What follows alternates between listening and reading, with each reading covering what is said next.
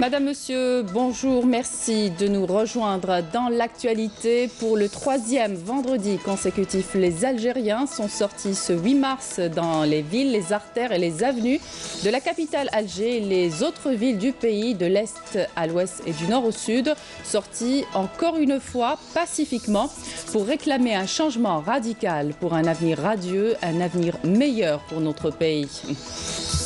Néanmoins, des dépassements isolés ont été enregistrés au niveau du quartier Krim Belkacem et Didouche Mourad à Alger après ces marches populaires pacifiques. Le ministre de l'Intérieur, Nordine Bedoui, s'était rendu hier soir au chevet des blessés parmi les éléments de la Sûreté nationale et la DGSN qui fait état de 195 interpellations et 112 policiers blessés durant la soirée de ce vendredi. L'usine de fabrication de briques et de tuiles à Ain Defla est l'un des projets prometteurs dans la région. Opérationnel depuis peu, il a permis la création de 130 postes d'emploi. Bienvenue à tous. Je vous le disais, pour le 3e vendredi consécutif, les Algériens sont sortis ce 8 mars dans les villes, les artères et les avenues de la capitale Alger et les autres villes du pays, de l'Est à l'Ouest et du Nord au Sud, sortis encore une fois pacifiquement pour réclamer un changement radical pour un avenir radieux et un avenir meilleur pour notre pays. Coïncidant avec la célébration de la Journée mondiale de la femme, les marches de ce vendredi ont été marquées par une présence remarquée de la gente féminine dans une ambiance de paix, de fraternité, que ces milliers d'Algériens se sont exprimés tous unis sous le même emblème.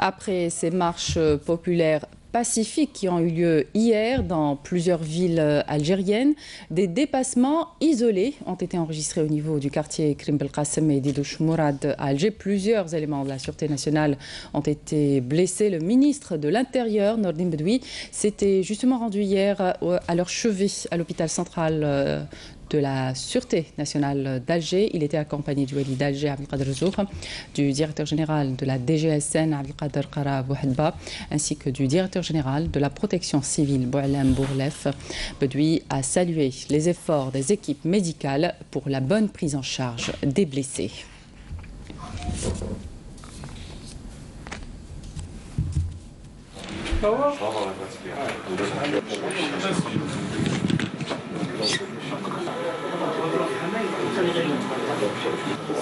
Ça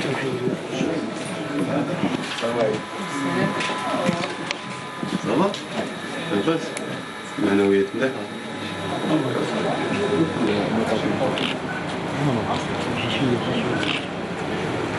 Et au niveau du Musée national des antiquités, des actes de saccage et de vandalisme ont été enregistrés durant la soirée d'hier. Le ministre de la Culture, Azdine Mihoubi, s'est déplacé sur les lieux pour évaluer l'ampleur des dégâts. Une enquête a été ouverte pour identifier les auteurs de ces dépassements isolés.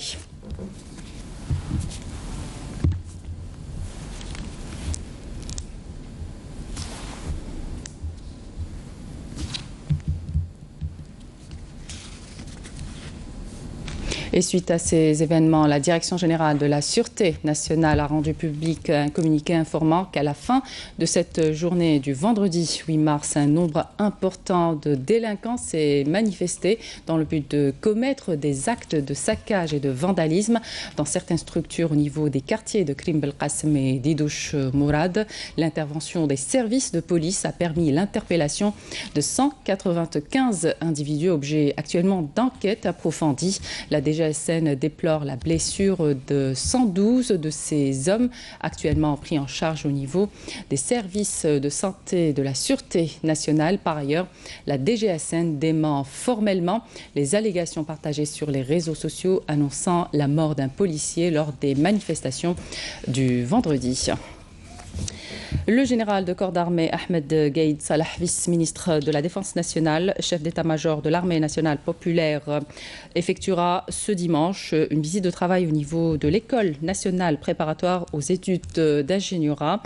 Cette visite sera une occasion durant laquelle le général de corps d'armée aura à présider une réunion annuelle des cadres et responsables des structures de formation de l'armée nationale populaire et tenir également une rencontre d'orientation avec les élèves officiers des écoles militaires.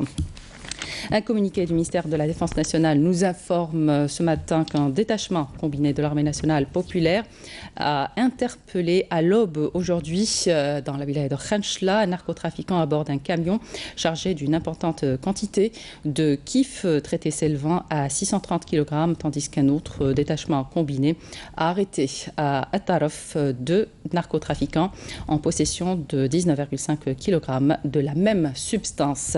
Aussi, lors d'opérations distinctes menées à Tamanrasset et Bourj Baji Mukhtar, des détachements de l'ANP ont arrêté 10 orpailleurs et saisi un camion, 40 groupes électrogènes, 20 marteaux-piqueurs, 9 détecteurs de métaux et des sacs de mélange de pierre et d'or brut, alors qu'un autre détachement a saisi dans la localité de Debdeb à Inamenas 498 caméras de surveillance ainsi que leurs accessoires. D'autre part, des éléments de la gendarmerie nationale ont appréhendé à El Oued deux contrebandiers à bord d'un camion chargé de 5230 unités de différentes boissons et ont également saisi 2 fusils de chasse et une quantité de munitions s'élevant à 425 cartouches à Tébessa. Le nombre total des cimenteries en Algérie, publiques et privées, avoisine les 17 d'une capacité globale de plus de 25 millions de tonnes. La cimenterie du groupe industriel des ciments d'Algérie, JICA, en produit la moitié et se positionne comme premier producteur et exportateur du pays avec des marchés en Europe et en Afrique de l'Ouest. Sanaboul Ksibat, Nessima Mloula. Avec ces 12 cimenteries, le groupe industriel des ciments d'Algérie a réussi à s'imposer en un temps record comme premier producteur et exportateur du ciment et des matériaux de construction. Selon les prévisions, en 2020, la capacité de production nationale doit augmenter à plus de 40 millions de tonnes, dont la moitié proviendra du groupe JICA.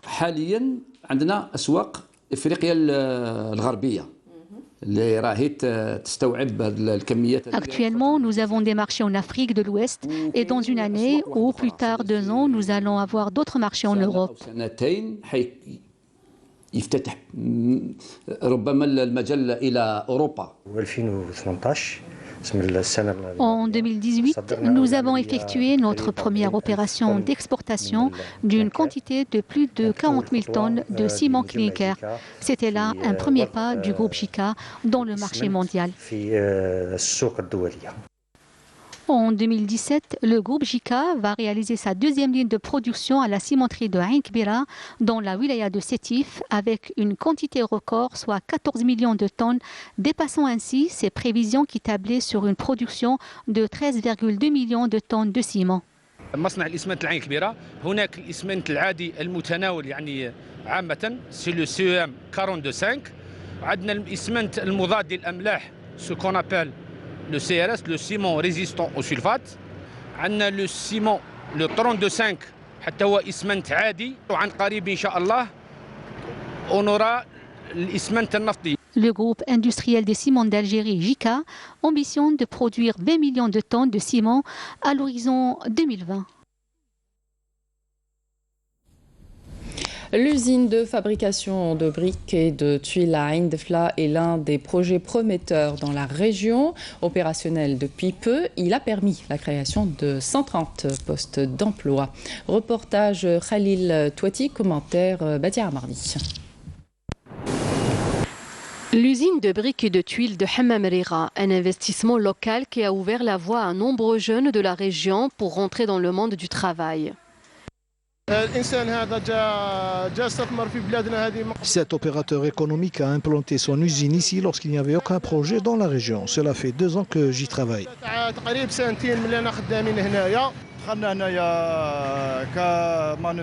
Nous avons commencé comme manœuvre et nous avons fait des stages. Aujourd'hui, nous sommes opérateurs. Avant cet investissement, il n'y avait aucune entreprise dans la région. On a un effectif de 133 et on cible à aller à 200 bonhommes. La formation les opérateurs et tout, nous comme manœuvre avec un certain niveau bien sûr et on les forme sur le tas. La capacité de production de cette usine est de 240 000 tonnes par an. Elle est appelée à être augmentée grâce à l'extension. Nous répondons à une grande partie de la demande du marché national et participons ainsi au développement de l'économie nationale.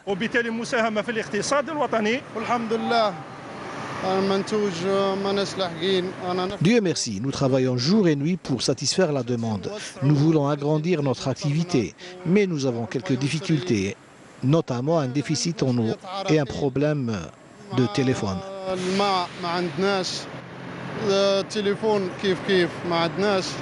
Ce projet contribue grandement au développement de l'économie locale en créant des postes d'emploi pour la jeunesse de la région. Le secteur des travaux publics a été renforcé par plusieurs projets tels que la réhabilitation de la route reliant la wilaya de Relizane à celle de Tiaret au moment où la réalisation de l'autoroute entre Relizane et Mostaganem connaît une cadence appréciable. Hanifa Neila Nessimaïmloul. Les travaux de la double voie express reliant l'autoroute Est-Ouest et le port de Mostaganem sur une longueur de 66 km ont connu un rythme appréciable.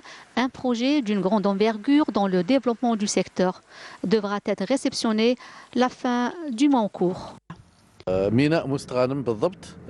taux d'avancement de cette route de 66 km qui reliera l'autoroute Est-Ouest au port de Mostaganem a atteint les 80%.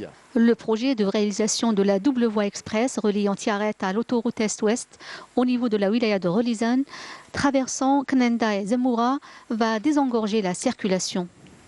Nous souhaitons qu'ils activent les travaux. Chaque jour, on emprunte cette voie, qui est très saturée. Le projet de renforcement de la RN23 est lancé sur une distance de 16 km et la durée de sa réalisation est de 8 mois.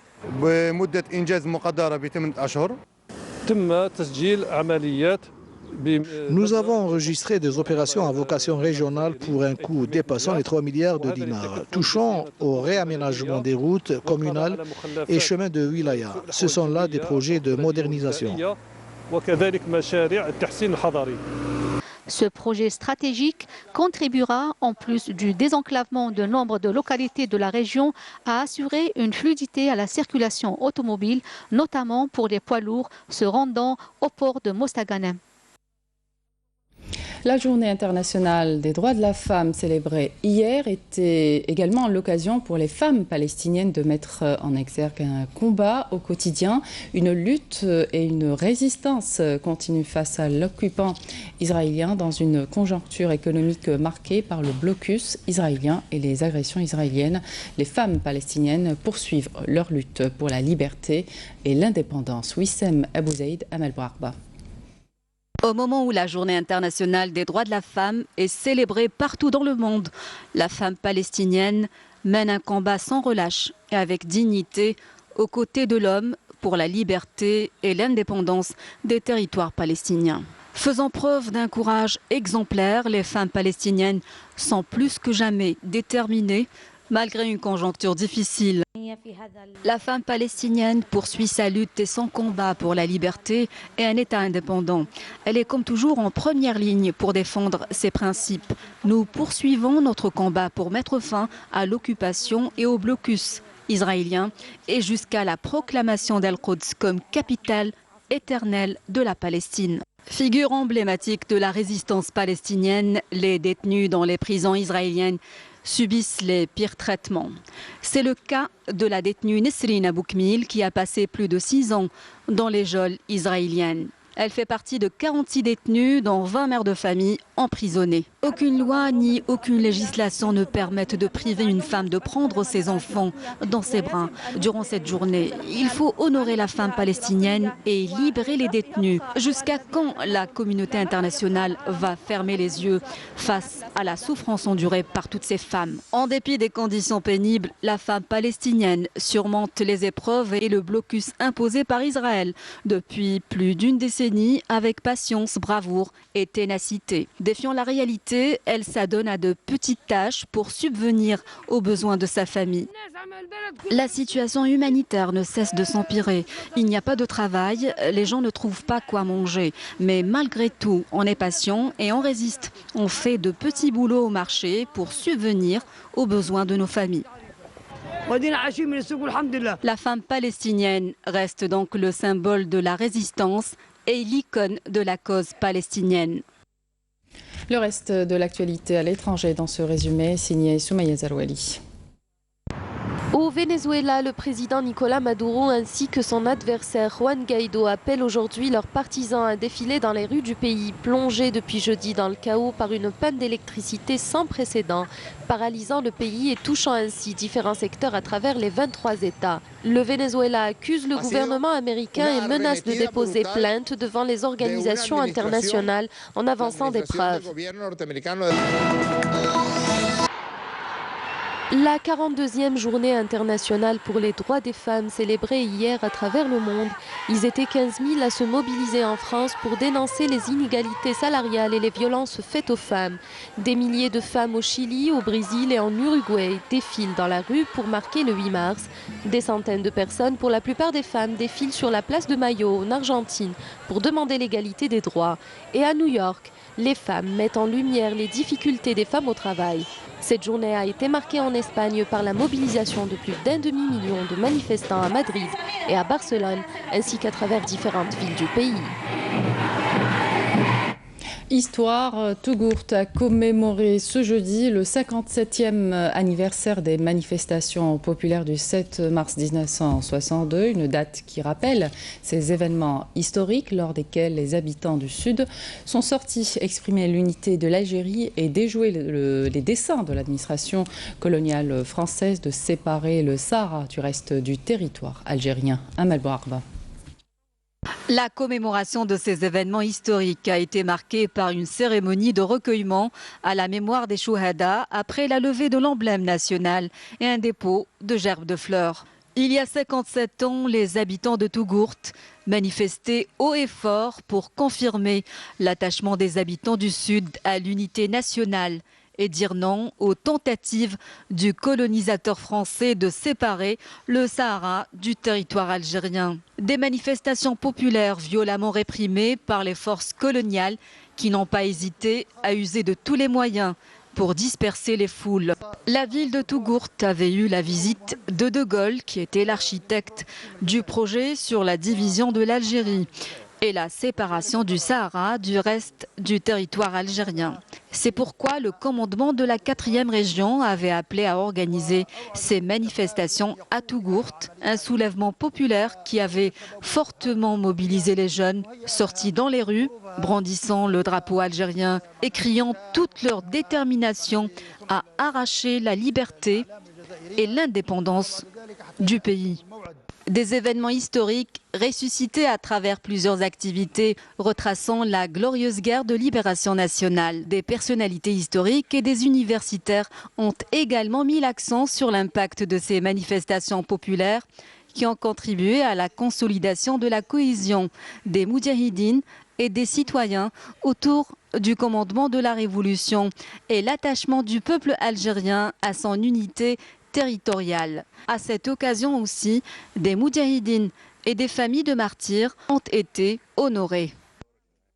Une info sport pour terminer après le CS Constantine qui a été tenu en échec par le club africain, 1-0. La JS Saoura, l'autre représentant algérien dans cette édition 2019 de la Ligue des champions africains, essaiera de confirmer son bon parcours dans cette prestigieuse compétition aujourd'hui à domicile face aux Tanzaniens du SC Simba. Une victoire de la JSS pourrait non seulement lui permettre de préserver ses chances de qualification, mais également à s'emparer des commandes du groupe D, un match que vous pourrez suivre ce soir à 20h sur la chaîne terrestre. Et donc exceptionnellement, le journal de 20h sera avancé à 19h30.